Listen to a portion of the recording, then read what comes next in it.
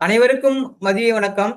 நான் சேவாலயால Ravi toner relation ஆஃபீஸ்லேருந்து பேசுகிறேன். நான் இந்த மத்தியான வேளையிலே அஹ், என்னை என்னுடைய புத்தகத்தை படித்து கேட்பதற்காக வந்திருக்கும் அனைவரையும் எங்கள் டிஆர் டீம் சார்பாக வருக வருக என வரவேற்கிறேன். அடுத்ததாக பார்த்தீங்கன்னா, இந்த பாமரனின் பகவத்கீதை இது முரளி சார் எழுதியிருக்காரு. இது இது மிக பிரம்மாண்டமான விழா கொண்டாடப்பட்டு இந்த புத்தகத்துக்கு ஒரு அவார்டே கொடுத்தாங்க. ஏர்வாடி ராதாகிருஷ்ணன் அவர்கள், பாரதி வித்யா பவன்ல ஏர்வாடி ராதாகிருஷ்ணன் அவர்கள் இந்த புத்தகத்துக்கு ஒரு அவார்டு, இந்த புத்தகத்தை பல புத்தகங்கள் தேர்வு செய்ததில்ல, அதுல இந்த பகவத்கீதைக்கு அவார்டு கொடுத்தது மிக்க மகிழ்ச்சியை தருகிறது. அதுக்கப்புறம் பார்த்தீங்கன்னா, இந்த எனக்கு 3 பார்ட் இது கொடுத்துருக்காங்க. மெய்ப்பொருள் அறிவு, அறிவுடன் வேலை செய். இந்த ரெண்டு இது எனக்கு கொடுத்துருக்காங்க. இந்த மெய்ப்பொருள் அறிவு என்று பார்த்தீங்கன்னா, பெருமாள் கோயில்ல பார்த்தீங்கன்னா, பெருமாள் நின்றபடி காட்சி கொடுத்திருப்பாரு. அவர் பாதத்துல சுட்டி காட்டு பார்த்தீங்கன்னா, கையில மர்ம யாகம் சரணம் வரஜ் என்ற வாசகம் விட்டுருக்கோம். அந்த கையில பார்த்தீங்கன்னா மா ஏ சா என்ற வாசகம் இருக்கும். பகவத்கீதையில மிகவும் புகழ்பெற்ற இந்த வாசகம், அதாவது இந்த வாசகம் என்ன இதுன்னா, என்னையே சரணடை அந்த ஒரு இதுதான் இந்த இது அனைத்தையும் திறந்துட்டு என்னை மட்டுமே சரணடை என்று கிருஷ்ணர் அர்ஜுனனுடன் கூறுவார். நீ மனதுக்கு மிகவும் இனியவன், எனக்கு நண்பன், உனக்கிடையே நெருக்கமான உறவு இருக்கிறது, நீ என்னை முழுமையாக நம்பி சரணடைவாயாக. சந்தேகப்பட்டு கொண்டிருந்து சரியான சந்தேகமா இருந்ததுன்னா பலன் கிடைக்காது என்று கூறுவார்.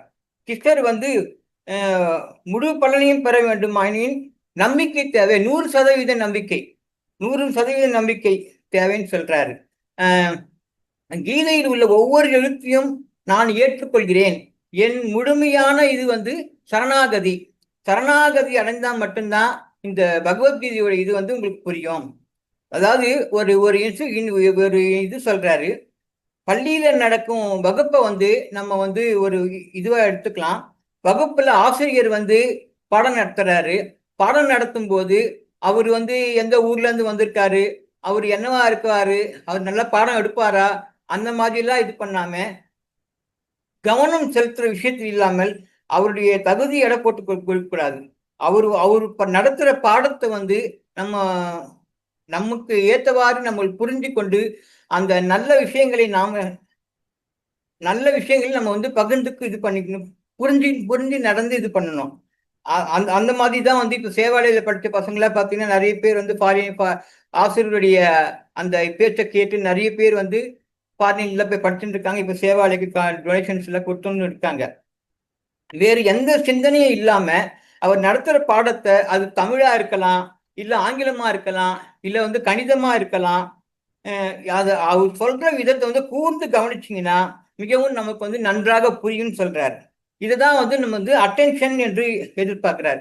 என்னை மட்டுமே சரணடை என்று கிருஷ்ணர் சொல்வதை நம்ம எடுத்துக்கணும்.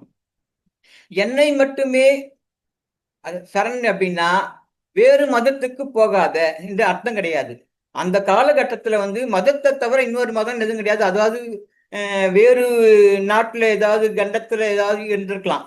ஆனா அதனால என்னை மட்டும் சரணடைனா எந்த கடவுளையும் எந்த பொருளும் அல்ல, முழுவதையும் கிருஷ்ணனையே நம்பு. கிருஷ்ணனையே நம்பு என்பதுதான் பொருள். அதாவது நேம் டேக். அது ராமராக இருக்கலாம், விஷ்ணுவா இருக்கலாம், முருகரா இருக்கலாம். இறைத்தன்மை மீது நம்பிக்கை வைக்கணும். இறைத்தன்மை மீது நம்பிக்கை இருந்தால் மட்டும்தான் நீங்க சரணாகதி அடைய முடியும். நமக்கு உண்மை என்றது விளங்கும். நான் உனக்கு அளித்த ஞானத்தை நீ யாருக்கும் சொல்லாத, இதுல மிகுந்த நம்பிக்கை கொண்டு இதை தெரிஞ்சு கொண்டு விருப்பத்துடன் தேடி வருபவர்களுக்கு மட்டுமே கீதையை உபதேசிக்கொள்ளு. அதாவது பொறாமைக்காரர்கள் இருப்பாங்க, சந்தேகப்படுபவர்கள் இருப்பாங்க. அதாவது உண்மையை தெரிஞ்சு கொண்டு நாட்டம் இல்லாதவர்கள் இடத்துல இந்த கீதையை பத்தி சொல்லாத அப்படின்னு சொல்றாரு. அவர்கள் போக்கில், அதாவது முழு நம்பிக்கையோடு கேட்பவர்கள் மட்டுமே இதை பற்றி சொல். கீதையை தெரிந்து கொள்வதற்கான முழு நம்பிக்கை மற்றும் கீதை குறிப்பிட்ட ஜாதிக்காரன் கூட்டும் மதத்திற்கும் எந்த பாகுபாடும் கிடையாது. நீ தெளிவடைந்து விட்டாய் என்ற நம்புகிறேன் என்று கூறுகிறார். தர்மத்தை நிலைநாட்டுபவன் என்றும் நிலைத்து நிற்பான் என்று சொல்றார். அதுக்கப்புறம் பார்த்தீங்கன்னா அடுத்த இது வந்து அறிவுடன் வேலை செய். அறிவுடன் வேலை செய் அப்படின்னா பகவத்கீதையில வந்து குருஷேத்திரத்துல போர்க்களத்துல நடக்கும் காட்சிகளை கண் பார்வையற்ற மன்னனுக்கு விவரிக்க துவங்குறார். அதாவது யோக கடவுள் கிருஷ்ணனும் வில்லை ஏந்திய விஜயனும் ஒன்றாக சேர்ந்திருக்கும் இடம் நிகழும் விவரிக்கிற ஸ்லோகம் தான் இது. அங்கு திருவும் ஆக்கமும் வெற்றியும் நிலை, தவறாத நீதியும் நிற்கும் என்று பாரதி வந்து ரொம்ப மொழிபெயர்த்து சொல்வார். யோக கடவுளாகிய கிருஷ்ணன் வந்து வில்லை ஏந்திய விஜயனும் சேர்ந்து இருக்கிற இடம் செல்வம் பிடிக்கும், உற்சாகம் ஊக்கம் ஊக்கம் பெருகும், வெற்றி உண்டாகும், நீதி நிலவும் என்பதுதான் பொருள். இந்த 2 பேர் இருந்தால் இது எல்லாம் நடந்துடுமா? கீதாபிஷத காட்சியை வந்து சித்தரிக்கும் படத்தை வந்து நம்ம எல்லா இடத்துலயும் வந்து நிறைய பேர் வீட்டுங்கள் எல்லாம் பார்த்துருப்போம். அந்த கீதா உபதேசம் இது பார்த்தீங்கன்னா நிறைய பேர் வந்து கிஃப்ட் கொடுத்துருப்பாங்க. அதாவது தேர்தட்டில் வந்து அர்ஜுனன் வந்து வில்ல நான் ஏறி நான் அம்பு தொடுக்கிற மாதிரி இருக்கும். இந்த படத்தை நிறைய பேர் வந்து வீட்டு பூஜையில வச்சிருப்பாங்க. அது அலங்கார படமாக வந்து இது காட்சியாக கொடுத்துருக்காங்க. இந்த படத்தை வந்து நம்ம பூஜித்தா செல்வம் பெருகும், ஊக்கம் நிறைந்திருக்கும், நம்ம எதை வெற்றி கொண்டு போகிறோமோ அந்த வெற்றி கிட்டும், நீதி நிலவும். அதனால பகவத்கீதையை வந்து முழு சாரத்தோடு ஸ்லோகத்துல இந்த படம் குறியீடு நம் சத்தை பிடித்து கொண்டு தாரை விடுவது போல குறியீடுகளை பிரித்து கொண்டு தத்துவத்தை மறந்து விடுகிறோம். எனவே இது பகுத்தறிவுக்கு ஒவ்வாது தோன்றுகிறது. யோக கடவுள் கிருஷ்ணர் வந்து என்ன சொல்றாருன்னா, எதை குறிக்கிறார்னா, யோகம் என்றால் செயலில் நேர்த்தி என்கிறார். பாரதியார் இதுதான் சொல்வார். Yoga is perfection in action. இந்த சுவாமி விவேகானந்தர் ரொம்ப அருமையாக சொல்வார். ஒரு செயலை நம்ம எப்படி செய்யணும்னா தெளிவான ஞானம் இருக்கணும். தெளிவான ஞானம் இருந்தால் மட்டுமே தெளிவான ஞானம் இருக்கணும் என்று அதை பற்றி சரியான புரிதல் இல்லாமல் நேர்த்தியான வேலையாக அமையாது. கிருஷ்ணர் பலவிதமாக வர்ணிக்கலாம். குழலூது மாடு மேய்க்கும் கிருஷ்ணர், கோபியர் கிருஷ்ணர், ராதா கிருஷ்ணன், யசோதை போன்ற பல உருவங்கள்ல வந்து அவரை வந்து நம்ம வந்து காணலாம். ஆனா இங்கு குறிப்பாக யோக கடவுள் கிருஷ்ணன் நேர்த்தியாக செய்வதற்கு தேவையான ஞானத்தை குறியீடாக இங்கு கிருஷ்ண யோக கடவுள் குறிப்பிடுகிறார். ஞானம் மட்டும் இருந்தும் பயன் இல்லப்பா, அதை செயல்படக்கூடிய திறமையும் துணிவும் உனக்கு வேணும். இதை இந்த கிருஷ்ணரிடமிருந்து ஞானத்தை பெற அர்ஜுனன் செயல்படுத்த தயாரான நிலையில் வில்லை ஏந்தியவாறு நிற்பார். பகவத்கீதை ஆரம்பிக்கும் போது இதனுடைய சாரம் அறிவோடு வேலை செய் என்பதுதான் இது இந்த குறியீடாக இருக்கும். கீதாபிஷேகத்துல படத்துல தத்துவத்தை நன்கு மனதில் ஈர்த்து கொள்ள வேண்டும். இந்த படத்திற்கு நம்ம நிறைய பேர் வந்து நம்ம பூஜையில வச்சிருக்காங்க. நெய்வேதியம் பண்ணலாம். அப்புறம் கூடவே அறிவுடன் வேலை செய்தால் செல்வம் பெருகும், ஊக்கம் பெருகும், வெற்றி நிலை கட்டும், நீதி நிலை பெறும் என்று சொல்றாரு. அதுக்கப்புறம் பாத்தீங்கன்னா அறிவுடன் வேலை செய்யும் சொல்லியிருக்காரு. நிறைய இது நம்ம எந்த ஒரு காரியம் வந்து நம்ம எடுத்து பண்ணாலும் நம்ம அட்லீஸ்ட் ஒரு திங்ஸ் கலெக்ஷனுக்காக போறோம்னு வச்சுங்களேன், அது அந்த ஒரு ஏரியாவை கண்டினியூவா இருக்கிற மாதிரி இந்த பக்கம் ஒரு இடம் பார்த்துட்டு அப்புறம் 30 கிலோமீட்டர் தள்ளி போயிட்டு அந்த பக்கம் அப்படி பார்க்கறது வந்து அது வந்து அறிவுடைய வேலை செய்ய இதுவா இருக்காது.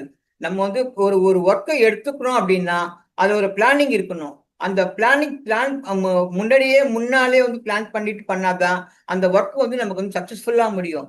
ஃபார் எக்ஸாம்பிள் வந்து நம்ம இன்னைக்கு ஒரு வேலைக்கு வந்திருக்கோம் அப்படின்னா நம்ம வந்து இன்னைக்கு நம்ம என்ன பண்ண போறோம்னு முன்னாலே வந்து நம்ம பிளான் பண்ணிருக்கணும். பிளான் பண்ணாதான் அது வந்து பண்ண முடியும். ஃபார் எக்ஸாம்பிள் வந்து நாங்க வந்து ஆவடியில ஒரு கலெக்ஷன் போயிட்டு இருக்கேன். அப்ப பாத்தீங்கன்னா ஒருத்தர் வந்து அவருடைய பிறந்த நாளுக்கு வந்து ரோட்ல போறவங்களுக்குலாம் வந்து அன்னதானம் பண்ணிட்டு இருந்தாரு. அப்போ எனக்கு உடனே ஒண்ணு தோணுச்சு, இவர் இவ்வளோ பணம் செலவு பண்ணி ரோட்ல இருக்கவங்களாம் அன்னதானம் பண்ணிட்டு இருக்காரு, நம்ம ஏன் இந்த சேவாலய கூப்பிடலாம் சொல்லிட்டு இது பண்ணோம். அப்ப போயிட்டு அவர் அந்த பேம்ப்ளெட் கொடுத்து இது பண்ணும்போது அவர் வந்து அந்த செல்வின் ட்ரேடர்ஸ்ன்னு சொல்லிட்டு ஒரு ஆழ்வர் கடை, அவருக்கு வந்து சேவாலயா பற்றி தெரிஞ்சிருக்குதே கண்டி, பட் ஆனா இதுவரையிலும் வந்ததே இல்ல. அவர் வந்து 2 மாசத்துக்கு முன்னாடி இந்த பேம்ப்ளெட் குடுத்தவன சேவாலயால ரூ. 15,000 வந்து நன்கொடை குடுத்திருக்காரு.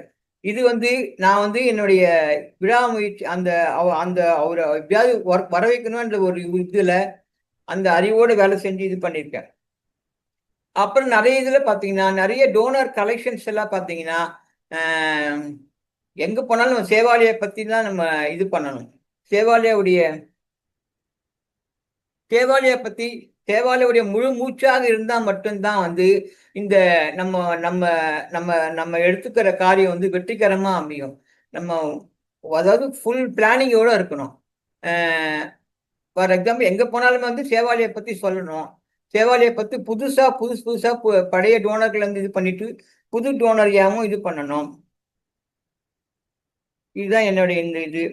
இந்த பிறவியில மட்டும் மனித உடல் இது கிடையாது.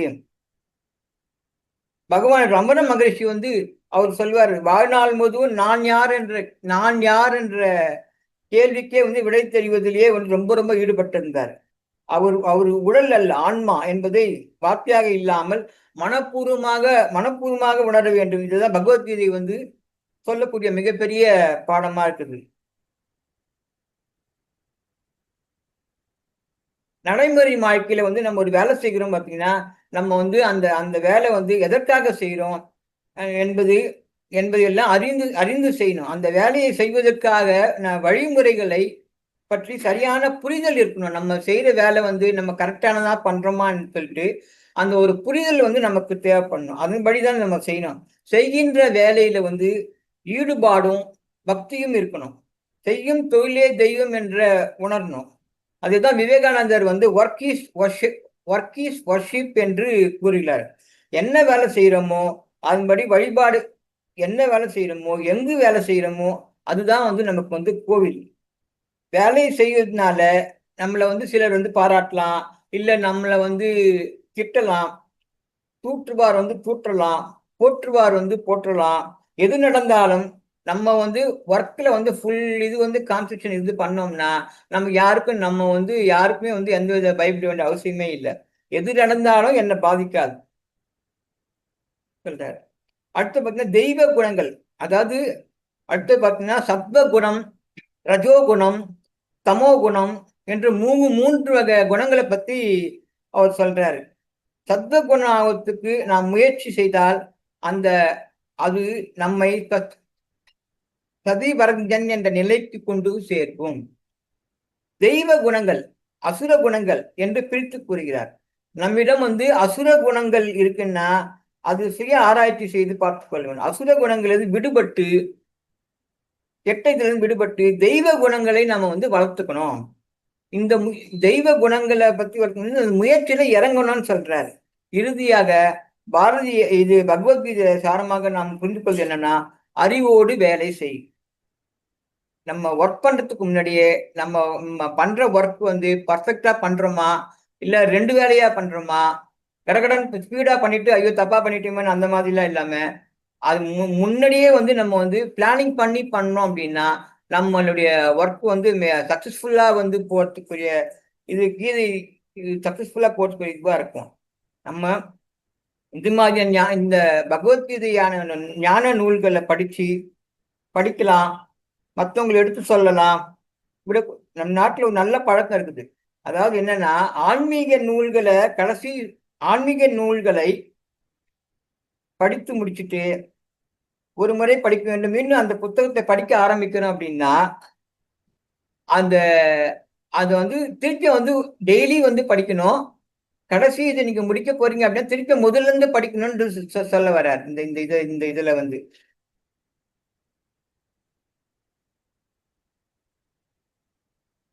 இது வந்து ஒரு பொக்கிஷமான அ நம் நாட்டுல வந்து இந்த இந்த நூல் வந்து கிடைச்சிருக்கு. இது வந்து வெளிநாடுகள்ல வந்து ஆராய்ச்சி பண்ணி இந்த புத்தகத்த வந்து 1000 பேர் பாராட்டியிருக்காங்களாம் இந்த நூல. ஆனா, இந்த வழக்கமா விஷயம் என்னன்னா, 6 புத்தகங்கள் தான் வெளி வந்திருக்கு. இது வழக்கமா வந்து நடக்கிற விஷயம் தான். எது நல்லதோ நம்ம வந்து அதை எடுத்துப்போம். இந்த இந்த மானுட பிறவி வந்து பிறவியை பற்றியது அல்ல.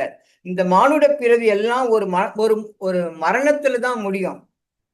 நம்மளுடைய வந்து ஆன்மீக பயணத்துல வந்து இந்த பிறவில நம்ம என்ன வேலை செய்ய வேண்டும், நம்முடைய சுதர்மம் என்பது தெரிஞ்சுக்கணும். இவற்றை புரியக்கூடிய மிக சிறந்த நூலாக தான் பகவத்கீதை இருக்குது. ஆனால் இந்த புக்ல வந்து அவர் பேசுற இடங்கள் எல்லாம் பகவத்கீதை ஸ்லோகங்களை எடுத்து கையாண்டிருக்கிறார். பகவத்கீதை பற்றி என்னை நினைவுக்கு வந்த வரை சொல்லியிருக்கிறேன். அதாவது முரளீதரன் நான் வந்து மகாத்மா காந்தி, விவேகானந்தர் இன்ஸ்பிரேஷன் அவங்களுடைய இதுல இருந்து நான் எடுத்து பண்ணியிருக்கேன். இதுல ஏதாவது தவறுகள் இருந்தா நீங்க வந்து இது பண்ணிக்கலாம், நீங்க சரி பண்ணிக்கோங்கன்னு சொல்லியிருக்காரு. இதுதான் என்னோட இது சார். மிக்க நன்றி. தேங்க்யூ. Thank you sir. இது வரைக்கும் புத்தக மதிப்புரை தந்த நமது ஐயா அவர்களுக்கு நன்றி தெரிவிக்கிறோம். இப்போ அந்த புத்தக மதிப்புரையை பற்றி நமது டீம்ல இணைஞ்சிருக்க சிட்டி ஆஃபீஸ் காரங்க ஏதாச்சும் கருத்துக்கள் தெரிவிச்சா நல்லா இருக்கும். மேலும் வேற யாருக்கானும் கருத்துக்கள் தெரிவிக்க விருப்பம் உள்ளவருக்கு நம்ம ஆன்லைன்ல அந்த குரூப்ல ஜாயின் பண்ணிருக்க யார் வேணாலும் எந்த கருத்துக்கள் வேணாலும் தெரிவிக்கலாம். மணிவண்ணன் வந்து விட்டார். என்னன்னா உங்களுடைய வேலை அனுபவத்துல வேலை விஷயத்த சொல்லியிருக்கீங்க. சார் சொன்ன அந்த புக்கோடைய சிறப்பை பத்தி சொன்னீங்க. இந்த புக்கோடைய சிறப்புக்கு அவார்டு கொடுத்துருக்காங்கன்ட்டு. ஏன்னா இந்த குரு அப்படின்றத ஸ்டார்டிங்கே ஆரம்பிச்சிங்க. இந்த பகவத்கீதை பார்த்தீங்கன்னா அர்ஜுனன் வந்து கிருஷ்ணன் ஒரு மிகப்பெரிய கடவுள் இல்லையா, கடவுள் அவதாரம். இருந்தாலும் அவருக்கு அந்த அவர் குரு மாதிரி. அந்த குருவோடைய இதுதான் கிருஷ்ண பகவானே வந்து அவருக்கு அர்ஜுனனுக்கு எல்லா விஷயத்தையும் அந்த வாழ்க்கையோட அந்த போர்க்களத்துல ஒரு மனிதனுடைய வாழ்க்கை ஸ்டார்டிங்லேருந்து எண்டு வரைக்கும் இருக்கிற விஷயத்த அந்த குரு அவருக்கு சொல்றாரு. அவர் குருவா இருந்தாலும் அவர் சொல்ற நல்ல விஷயம் கெட்ட விஷயம் எது, ஒரு போர்க்களத்துல நல்ல விஷயம் எது, வாழ்க்கையில வாழ்றது கெட்ட விஷயம் எது. இந்த ஆன்ம நிலை அடையும் போது என்னன்னா இந்த ஆன்மாவுடைய இது வந்து முழுக்க முழுக்க நம்ம எல்லா உயிரினங்களுக்கு ஆன்மா எல்லாமே ஒன்றுன்னு நினைக்கிற அந்த இது வந்து அந்த குரு வந்து அவருக்கு போதிக்கிறாரு. உடம்புல இருக்க ஆன்மாவும் அந்த மற்ற உயிரினங்கள் இருக்க ஆன்மாவும் எல்லாமே ஒன்றுதான்ட்டு அவர் அந்த குரு போதிக்கிறாரு. அதே மாதிரி உடம்புன்ட்டு பார்த்துட்டுன்னா அப்போ நான் சுயநலமாயிடுவோம். உடம்புட்டு பார்த்தா இந்த உடம்புக்கு தான சொகுசுக்கு அனைத்தும் தேவைன்ற மாதிரி கொண்டு வந்துடுவோம் இல்லையா, சுயநலம் அதிகமாகிடும்.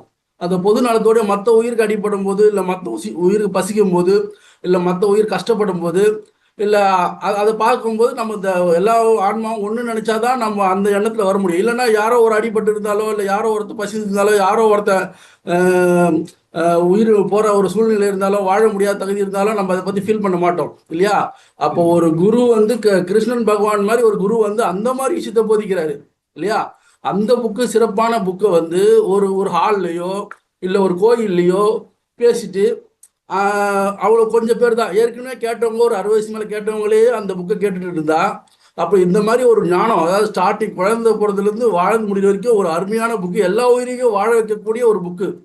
அந்த புக்கு எல்லார்ட்டையும் போய் சென்றடையிடுமே. அப்போ என்ன பண்ணுறாரு முரளி சார், அந்த புக்கை எல்லாருக்கிட்டையும் கொண்டு போய் சேரணும் அப்படின்ட்டு அந்த புக்கை வந்து அவர் அப்படியே பகவத்கீதையில விவேகானந்தர், காந்தி, பாரதியார் இந்த 3 குருக்கள் இந்தியாவில் மிகப்பெரிய குருக்கள். இவங்களை வந்து யாரும் குறைய சொல்ல முடியாது அவங்க வாழ்ந்த வாழ்க்கையில. அந்த மாதிரி குருக்களுடைய நீங்க குருன்ட்டு ஆரம்பிச்சிங்களே சொல்றேன், அந்த குருக்களுடைய அந்த ஸ்பீச் எல்லாம் எடுத்து இவ்வளவு பெரிய நிறுவனத்தை உருவாயிருக்காரு சேவாலயா இல்லையா. இந்தியாவில் இப்போ வளர்ந்து கொண்டிருக்க மிகப்பெரிய ஒரு உண்மையான தொண்டு நிறுவனம் இல்லையா. உண்மையான தொண்டு நிறுவனம் அவர் அவ்வளவு கஷ்டப்பட்டு பண்ணிட்டு இருக்காரு. எந்த ஒரு பிழையும் வரக்கூடாது, அதே மாதிரி ஏழைங்களுக்கு போய் நல்லது செய்யணுன்றதால அவரு ஒரு நம்மளுக்கு சேவாலய பொறுத்த வரைக்கும் அவர் நம்மளுக்கு குரு. இந்த ஒரு 3 தலைவர்கள் இறைவன் என்ற குரு போதிக்கப்பட்ட அந்த புக்கை அவர் சாதாரண மக்களுக்கு புரியுற மாதிரி ரொம்ப எளிமையா எழுதி ஒருதான் அந்த புக்குக்கு அவார்டு கிடைச்சதுன்றது நம்ம உண்மையில சந்தோஷப்படணும். இன்னும் பெரிய பெரிய நிறுவனத்துல அவருக்கு அவார்டு கிடைக்கணும் அந்த புக்குக்கு. அதில் குருன்ட்டு பேசி நீங்க கொண்டு போனது ரொம்ப நல்லா இருந்தது. அதுல உங்க அனுபவத்தை சொல்லியிருந்தீங்க. அந்த போயிட்டு நம்ம பணம் போய் வாங்குறதுக்கு இங்கே போயிட்டு உண்மையா நடந்துக்கணும், உண்மையான செயல் பண்ணணும், நம்ம வாங்குற சம்பளத்துக்கு அந்த உண்மைன்ட்டு ஒன்று சொன்னீங்க இல்லையா. அப்போ அந்த உண்மையாக செயல்படும் போது தான் இந்த இந்த நான் சொன்ன இந்த ஆன்மா ஞானம் வந்தால் தான் உண்மையாக செயல்பட முடியும். வாங்குற சம்பளத்துக்கு நம்ம கொஞ்சம் டைம் பார்க்காம வேலை செய்ய முடியும். இப்போ இங்கே சார் ஒரு ஹெட் ஆஃப் த குருவாக இருக்காரு, பகவத்கீதையில் இருக்க மாதிரி கிருஷ்ணன் மாதிரி. அவரு கீழே 9 குரு போட்டிருக்காரு. அந்த 9 குருக்கும் ஓரளவுக்கு ஞானம் இருக்குது, அவங்களால வேலை செய்ய முடியும்ட்டு போட்டிருக்காரு. அவங்களும் அந்த அந்த அவங்க கீழே இருக்கிறவங்களும் அந்த குரு சொல்கிறது மாதிரி கேட்டு, எப்படி இந்த டீச்சர் சொல்கிறத மேக்ஸு கணக்கு சயின்ஸு அப்படின்னு நீங்கள் சொல்கிறீங்களா, அந்த குரு அவங்க டீச்சர் சொல்கிறத கேட்டு அவங்க நடந்தாங்கன்னா கண்டிப்பாக அந்த பையன் ஞானம் அடைய முடியும், அந்த இடத்த போய் சென்று. ஏன்னா ஒரு காலத்தில் அந்த மாதிரி கேட்டுருந்தாங்க மாணவர்கள்லாம், டீச்சர் சொல்கிறத அப்படியே அவங்க இது பண்ணாலும் குரு கோச்சிட்டாலும் நிறைய வாட்டி ஒரு முரளி சார் கூட நிறைய சில டைம் கோபப்பட்டா கம்முன்னு ஆயிடுவேன். சரி, அவரோட சூழ்நிலை ஏதோ ஒன்று இருக்குது, டக்குன்னு அவர் ஸ்டாப் பண்ணுன்றாருன்னா நம்ம ஸ்டாப் பண்ணிடலாம். அதுக்கு அப்புறம் தெரியும் அவருக்கு. அந்த மாதிரி டீச்சர்ஸுங்கெல்லாம் ஒரு காலத்தில் கோவப்பட்டு சொல்லி கொடுத்தாலும் அந்த மாணவர்களுக்கு வந்து அவங்க நல்ல நிலைமை போகணுன்றதாக தான் அவங்க அந்த சிரமப்பட்டு டீச்சர்கள்லாம் அதில் குருன்னாங்க. உண்மையான குருன்னா அவங்க இன்னும் சொல்லுவாங்க அம்மா அப்பா, ஏன்னா அந்த குழந்தைக்கு ஒரு நல்ல வாழ்க்கை கிடைக்கணுன்ட்டு. அப்படி ஒரு குரு மாதிரி தான் இங்கே நம்மளுக்கு ஒரு 9 8 போட்டிருக்காங்க. அவங்களும் நம்ம குருவாக இருக்கும்போது அவங்க சொல்றது நம்ம சேர்த்து செய்யணும். அவங்க வந்து சாரோடைய அவர் வந்து ஒரு பெரிய குறிக்கோள் வச்சிருக்காரு இல்லையா, பெரிய ஒரு லட்சியம் வச்சிருக்காரு. இந்த சேவை வந்து இந்தியாவில் இருக்க எல்லா மக்களுக்கும் போய் சேரணும், ஏழைகளுக்குன்ட்டு. ஸோ அந்த குரு தன்மையை பற்றி சொன்னீங்க, நல்லா சொன்னீங்க ரவிண்ணா. தேங்க்யூ. கருத்துக்கள் தெரிவிச்சதுக்கு ரொம்ப நன்றி.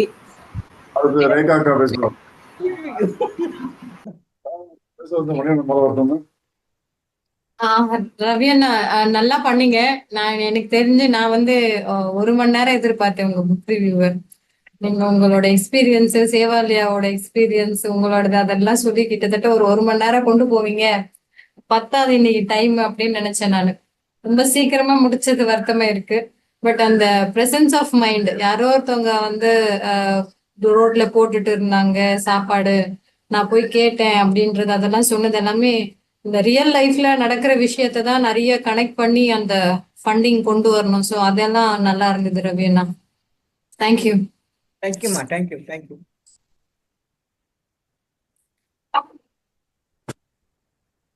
ஸோ அவ்வளோதான் சிட்டி ஆஃபீஸ். மற்ற ஊர்களுக்கு போங்க இப்போ. ரவி அண்ணா நல்லா பேசுனீங்க. ரவி அண்ணா உங்களுக்கு கொடுத்துருந்த டைமுக்கு நல்லா பேசுனீங்க. ஆக்சுவலாக கண்ணிலையும் கொஞ்சம் பிரச்சனை இருந்தது, அதுக்கு நேற்று மருந்து போட்டுக்கல. நான் மருந்து போட்டுக்கிட்டா படிக்க முடியாது அப்படின்றதுக்காக மருந்தையும் போடாமல் நீங்கள் படித்து இன்னைக்கு கரெக்டாக ரிவ்யூ கொடுத்துட்டீங்க. ரொம்ப தேங்க்ஸ் ரவி அண்ணா. Thank you sir, thank you thank you. Next யாரும் சீக்கிரம் வாங்க. கசுவா தான் பெரிய குரூப்பு, எப்பயும் டக்கு டக்குன்னு வருவாங்களே. வேறதே இன்னைக்கு சார் நீங்க கருத்து தெரிவிக்கிறதா சொல்லலாம் சார். கொஞ்சம் கசுவா மக்கள் யாரும் பேசலையா? ரவி அண்ணா, அபிராமி பேசுறேண்ணா. தேங்க்யூம்மா, தேங்க்யூ. பெருமா அண்ணா நல்லா பண்ணியிருந்தீங்க. குணங்களை பத்தி சொன்னீங்க, தெய்வ குணம், சப்த குணம், அப்புறம் ரஜோக குணம், இதை பத்தி சொல்லியிருந்தீங்க. அப்புறம் ஒரு வேலை செய்யணும்னா அதுக்கு முன்கூட்டியே நம்ம பிளான் பண்ணணும் அப்படின்னு சொல்லியிருந்தீங்க. அடிக்கடி அப்பா சொல்லுவாரு, செய்வதை திரும்ப செய், திரும்ப திரும்ப செய்யாத அப்படின்ட்டு. நீங்க சொல்றப்ப அது ஞாபகம் வந்தது. தேங்க்யூண்ணா. தேங்க்யூம்மா, தேங்க்யூம்மா, தேங்க்யூ.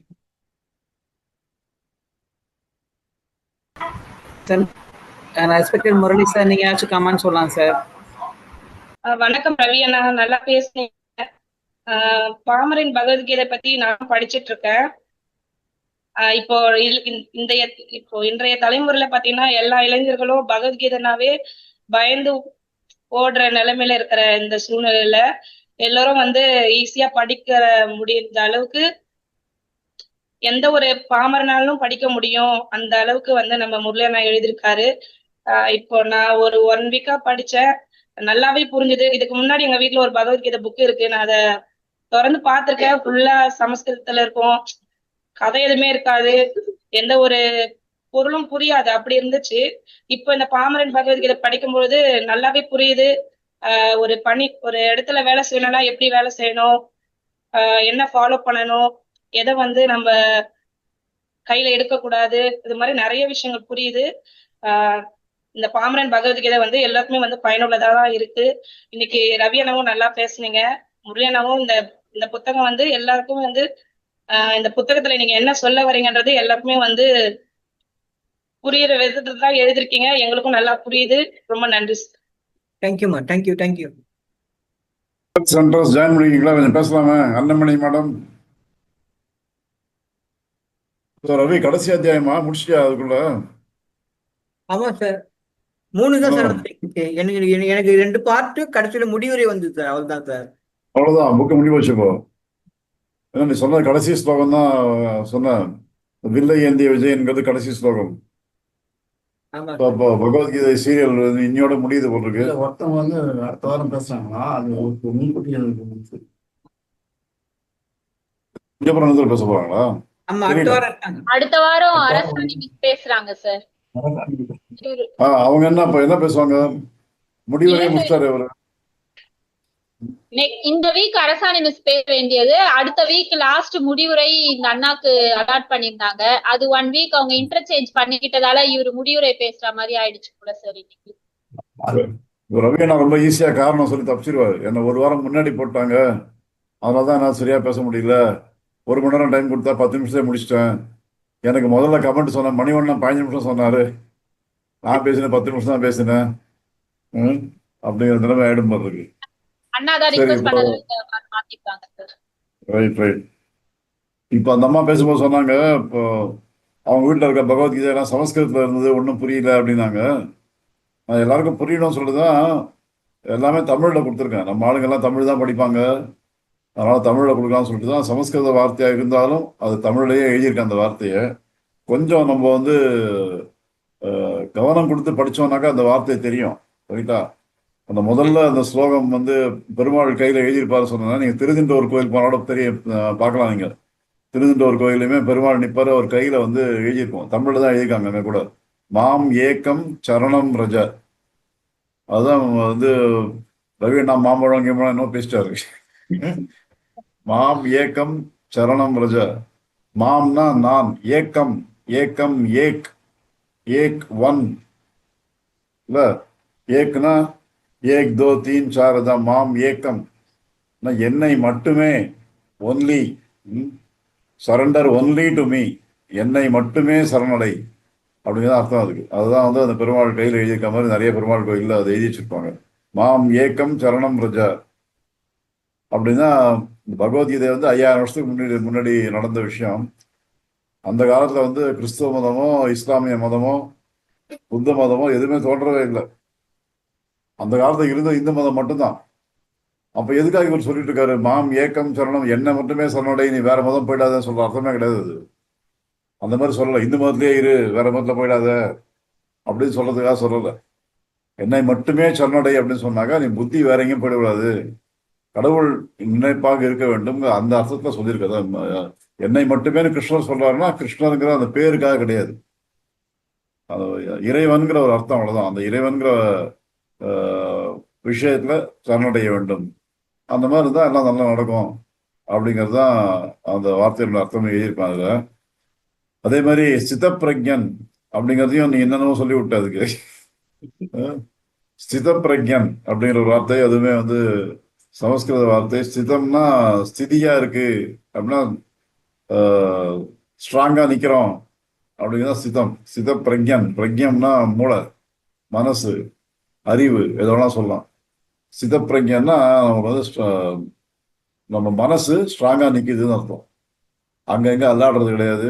இப்படி பண்ணலாமா, அப்படி பண்ணலாமா, அப்படி செய்யலாமா, அப்படி செய்யலாமான்னு சொல்லி எந்த முடிவும் எடுக்க முடியாம அவஸ்தப்பட்டு இருக்கோம் இல்லையா, அந்த மாதிரிலாம் இல்லாம ஸ்ட்ராங் மைண்டு தான் ஸ்திதப்பிரஜன். அந்த ஸ்திதப்பிரஜன், அந்த ஸ்ட்ராங் மைண்டை எதெல்லாம் வந்து பிரச்சனை பண்ணுது அப்படின்னா, வெளியில நடக்கக்கூடிய நல்லது கெட்டது பிரச்சனை பண்ணுது. ஏதாவது நல்லது நடந்தா உடனே ரொம்ப சந்தோஷமாயிடும், ஏதாவது கெடுதல் நடந்தா உடனே அப்படியே ரொம்ப டவுன் ஆயிடும். அப்போ அது ஸ்ட்ராங் மைண்டு கிடையாது. அப்போ வெளியே நடக்கக்கூடிய நல்லது கெட்டது எதையுமே அஃபெக்ட் பண்ணாமல் இருக்கக்கூடியது தான் சிதப்பிரஞன். அந்த மாதிரி இருக்கிற ஒரு பேர் தான் சிதப்பிரஞன். வெளியே என்னாலும் நடந்து போட்டோம், நமக்கு ஒன்றும் பிரச்சனை கிடையாது, நம்ம பாட்டுக்கு நம்ம அப்படியே இருப்போம், நம்ம என்ன வேலை செஞ்சுட்டே போயிட்டே இருப்போம், அப்படிங்கிறதான் சிதப்பிரஞன். இந்த 2 விஷயம் வந்து சமஸ்கிருதத்தை நான் தமிழில் எழுதியிருந்தேன். இன்னும் கொஞ்சம் முயற்சி எடுத்து படிச்சிருந்தா கரெக்டாக படிச்சிருக்க முடியும். ரைட்டா? இந்த கடைசி ஸ்லோகம் அது ரொம்ப முக்கியமான ஸ்லோகம். பகவத்கீதையினுடைய மொத்த அர்த்தத்தையும் அதில் கொடுக்குதுன்னு சொல்லிட்டு எழுதியிருப்பேன். அதில் வில்லை ஏந்திய விஜயனும் யோக கடவுள் கண்ணனும் 2 பேரும் சேர்ந்து இருக்கிற இடத்துல செல்வம் பெருகும் அப்படின்னு சொன்னாங்க. நம்ம ஆளுங்க என்ன பண்ணாங்க, உடனே 2 பேரையும் சேர்த்து ஒரே போட்டோ ஃப்ரேம்ல போட்டு வீட்டில் எல்லார் வீட்லையும் மாட்டிட்டாங்க. அதை இந்த ஸ்லோகத்தையும் மேலே போட்டுருவாங்க. வில்லை ஏந்திய விஜயனும் யோக கடவுள் கண்ணனும் ஒன்றாக இருக்கிற இடத்தில் செல்வம் பொங்கும். அப்படிதான் 2 பேரும் ஒன்றா தான் நிற்கிறீங்க அப்படின்னு தைரியம் அதுக்கு.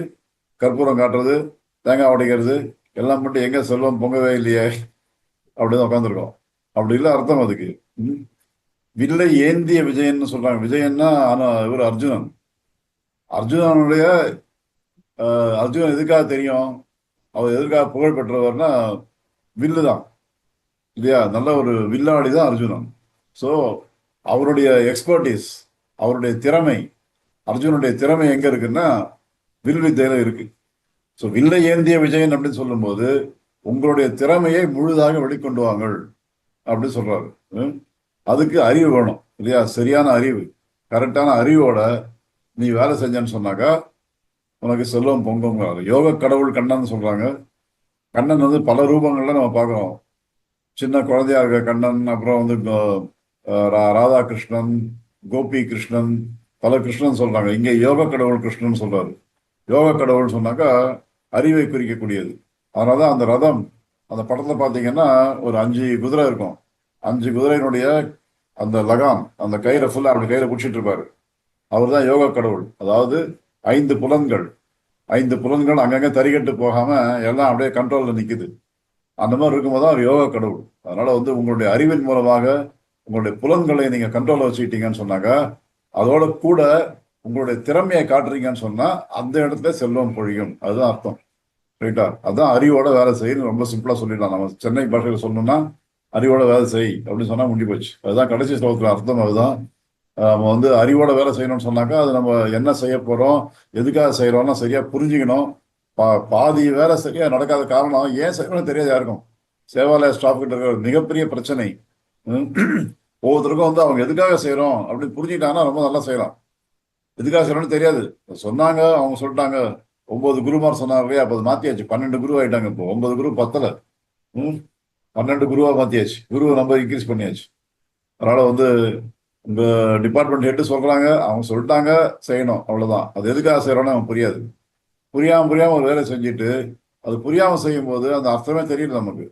அதுல என்ன அவுட்புட் வரணும், இந்த வேலை செய்யறதால என்ன கிடைக்கணும், என்ன ரிசல்ட் வரணும் அப்படிங்கிறது கரெக்டா புரிஞ்சுட்டு செஞ்சோம்னு சொன்னாக்கா அந்த ரிசல்ட் கரெக்டா தானா வரும். அந்த அந்த புரிதல் இருக்க, அதுதான் வந்து அறிவோட வேலை செய்யுது. ரைட்டா?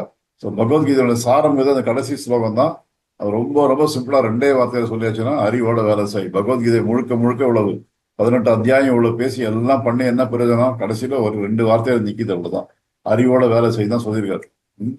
அதனால வந்து இது எங்க அங்க பொருந்துதுன்னு சொன்னா, அர்ஜுனன் வந்து போருக்காக வரான், எதிர்க்க இருக்கிற ஆட்களெல்லாம் பார்க்கறான், எல்லாமே சொந்தக்காரங்களா இருக்காங்க, அவனோட குருமார்களா இருக்காங்க, இவங்களோட சண்டை போறதுன்னு சொல்லிட்டு ஒதுங்கி போகணும்னு பாக்குறான். அப்போ கிருஷ்ணர் என்ன சொல்றாரு, இவ்வளவு தூரம் வந்துட்ட, வந்து இவ்வளவு தூரம் சண்டைக்கெல்லாம் தயாராயிட்டாங்க, இதெல்லாம் ரெடியா நிக்குது, இப்ப போய் நீ பின்வாங்க முடியாது, போயிட முடியாது. அப்ப வந்து ஒரு சத்திரியனுக்கு அழகல்ல, நீ வந்து போர் புரிய பிறந்த ஆள் நீ. அதனால எதிர்க்கு நிக்கிறது அண்ணன் தம்பியா இருந்தான்னா, குருமாரா இருந்தான்னா அவன் தப்பு பண்ணியிருக்கான், அயோக்கிய வேலை பண்ணியிருக்கான். அயோக்கிய வேலை பண்றவன் எவனா இருந்தாலும் அடிச்சு தூக்க வேண்டியதுதான். ரைட்டா? கரெக்டு தானே?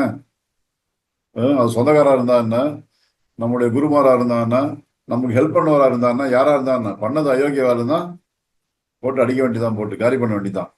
அதனால அதுக்காக வந்தாச்சு. இவ்வளவு தூரம் வந்ததுக்கு அப்புறம் குழம்புறிய, யோசிக்கிறிய, இது பண்ணலாமா வேணாமா, போர் புரியலாமா வேணாமா, இந்த பிரச்சனையே வேணாம். அறிவோட வேலை செய், உணர்ச்சியோட வேலை செய்யாத, அறிவோட வேலை செய். அறிவை பயன்படுத்தினா தெரியும் உனக்கு, இவங்க எல்லாம் அயோக்கிய வேலை பண்ணாங்கன்னா அவங்க அடிச்சு தூக்கணும்னு புரியும். அந்த புரிதலோட படையை இறக்கு, சண்டை போடு அப்படின்னு சொல்றதுதான் பகவத்கீதை. உண்மையிலேயே சண்டைக்காக சொன்ன விஷயம் கிடையாது. ரைட்டா? அது ஒரு உருவகம் தான். சண்டைங்கிறது மனதுக்குள்ள நடக்கக்கூடிய போராட்டம் தான். நல்லதுக்கும் கெட்டதுக்கும் நடக்கிற போராட்டம் தான். பாண்டவர்களுக்கும் கௌரவர்களுக்கும் நடக்கிற போராட்டம். அதை வந்து ஒரு பேட்டில் ஃபீல்டு நடக்கிற மாதிரி பண்ணி காமிக்கும் போது தான், அந்த கதையா சொல்லி பண்ணும்போது தான் புரிய வருது. வெறும் தத்துவமா சொன்னா யாருக்கும் புரிய போறது இல்லை. அதனால ஒரு கதையா கொண்டு வந்து 5 பேர் பாண்டவர்கள், 100 பேர் கௌரவர்கள் அப்படின்னா உலகத்துல 5 பேரா நல்லவன் இருப்பான், 100 பேர் கெட்டவன் இருப்பான். இருந்தாலும் அந்த 5 பேரும் அவன் போய் ஜெயிப்பான் போயிட்டு. ஏன்னா இந்த 5 பேர் கூட யார் இருக்கா, கிருஷ்ணர் இருக்காரு. ஸோ நல்லவராக இருந்தாலும் நம்ம நம்பர் கம்மியா இருந்தா கூட மெஜாரிட்டி இருக்கணும் அவசியம் இல்லை. நம்பர் கம்மியா இருந்தா கூட நல்லவனா இருந்தீங்கன்னா உங்களோட கூட கடவுள் இருக்காரு. இருக்கிறதால கெட்டவன் 100 பேர் தானே அடிச்சிடலாம், போயிட்டு ஜெயிச்சிடலாம் போய். ஸோ அதற்கான வழி இருக்கிறது அப்படின்னு சொல்றதுதான் பகவத்கீதை. ஸோ அதை தெளிவாக புரிஞ்சுக்கலாம். முடிவுரையே முடிச்சிட்டாரு இன்னைக்கு. அதனால முடிச்சாலும் நடுவில் ஒன்று விட்டு போனதை அன்னமணியா அரசாணை அடுத்த வாரம் பேசி அதோட பகவத்கீதை சீரியல் முடியும். ரைட், நன்றி. Thank you sir. தேங்க்யூ. தேங்க்யூ. பல சூழ்நிலைகளுக்கு மத்தியில நம்மளுக்கு வந்து பல்வேறு கருத்துக்கள் அளிச்ச நம்ம முரளி ஐயா அவர்களுக்கு ஃபர்ஸ்ட் நான் நன்றியை தெரிவிச்சுக்கிறோம். அடுத்ததா இந்த புத்தக மதிப்புரையில இந்த வாரம் நமக்கு புத்தக மதிப்புரை செஞ்சு அதாவது அவருடைய பல வேலைகளுக்கு மத்தியிலையும் நமக்கு வந்து புத்தகத்தை மதிப்புரை பண்ணார் பாத்தீங்களா, அதுவும் பாமரனின் பகவத்கீதை. அதுல நமக்கு குறிப்பா அதுலயும் ஒரு முழு பயணம் பெறணும் அப்படின்னா நம்ம கிருஷ்ணருடைய பாதங்களை என்ன பண்ணணும் அப்படின்னா சரணாகதி அடையணும்னு சொல்லிட்டு ஒரு கருத்தை சொல்லியிருந்தாரு.